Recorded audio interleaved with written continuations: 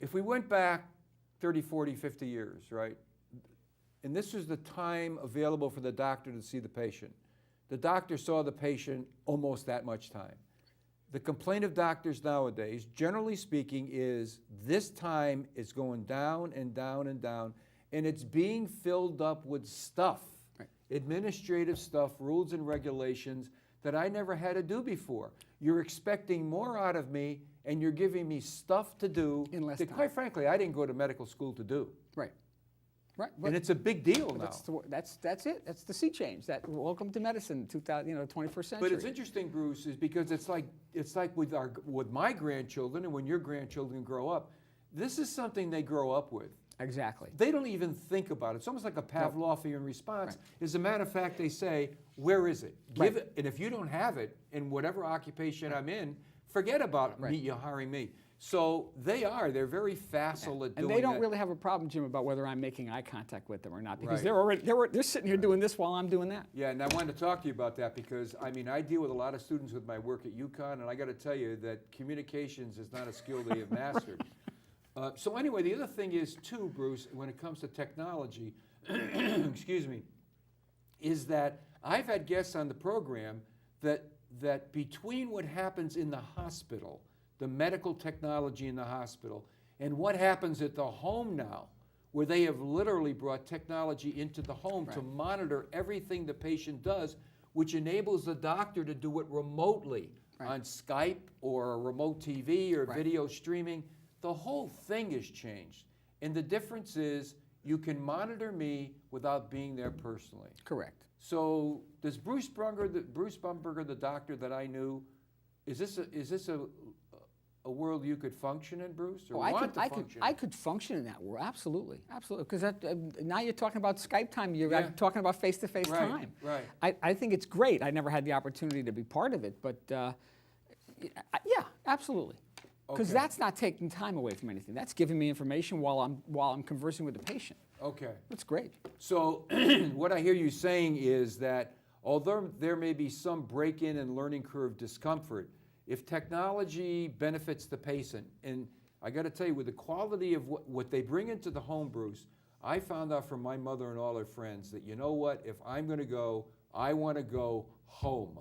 I don't want to be in an institution. I want to be home. And it means so much to them.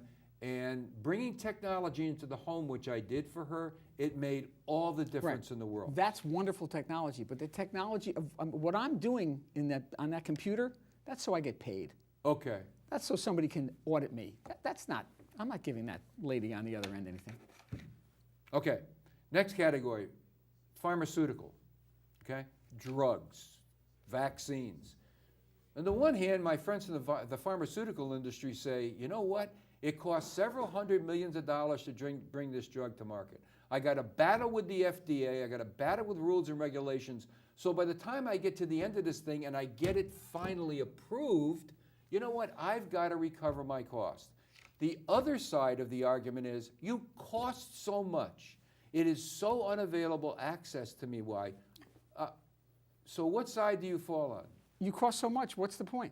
So you spend all this money, you put out this wonderful drug, and my patient can't afford it, so they can't get it. Wonderful. But the affordability comes into the way we insure them, Bruce. So, I mean, what that means is if I discover a cancer drug and it's $10,000 a shot, and it's virtually a cure or management of it over time, the good news is you've discovered the drug. The bad news is my patient can't afford $10,000. Correct. So it's more of you're on the side of the technology that invents these vaccines and therapies that help the patient, but you're not on the side of what it costs. You know what's interesting? Many, many years ago, I had the idea that they should take a hiatus. We have enough drugs. We have enough technology. Stop. Because everything you have a moratorium on drugs. Yes, because everything you bring out is more expensive than the thing you just did. In other technology, the new TVs are cheaper than they used to be, and they're better. The new cars are coming out with higher technology stuff, and they're being sold for $20,000. Why is it the drugs only are the ones that go through the roof when every other technology comes out cheaper? I said, I can save most patients with heart failure, and we have enough people to do bypass operations. Stop with the money pouring into research for about 10 years, and put it back into vaccinating everybody, and then we'll pick it up again. But it's a never-ending, the newest thing. But the newest thing is always outrageously expensive. So, are you making the case that I'm going to fire for effect? Yeah. Are you making the case for its corporate greed? Yes. Yes, I was waiting for you to get to the question. The question is, I understand how expensive it is, but then show me your numbers, Mr. CEO and Yeah. I know you're going to pay dividends and blah, blah, blah. How much money are you making? How much money is the people that are investing in you making? How much is the little old lady who owns your stock making?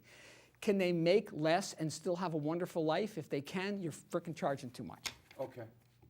All right, well, I needed for you to be honest about Yes, that, sir. and you certainly spoke your mind.